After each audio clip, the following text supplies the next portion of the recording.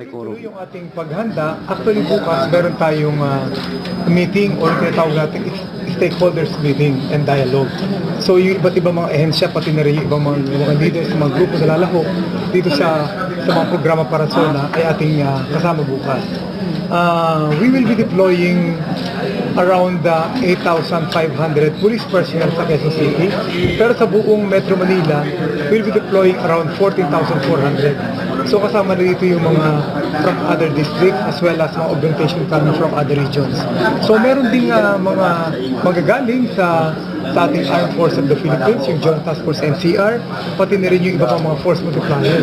Itong MMDA, pati na rin yung mga LGU, at iba pang mga ehensya na sasali dito. Basically, ang aking tasking kasi is to secure yung paligid ng outside the Batasang Pambansa.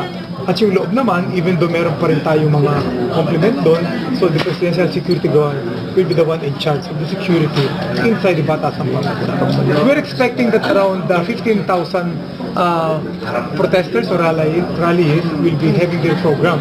So, ang napag-usapan namin initially is that they requested for them to stay dun sa may Commonwealth Avenue. Ito yung una-unahan lang nitong St. Peter's Church, kung saan nangyari din yung kanilang programa last year. So, we will allow them to occupy that at magtatayo sila ng kanilang parang stage doon. And meron tayong hinandang mga traffic plan, pati yung rerouting plan natin para ma-mitigate or ma-lessen yung magiging impact sa problema ng traffic natin pagdating nung mismo.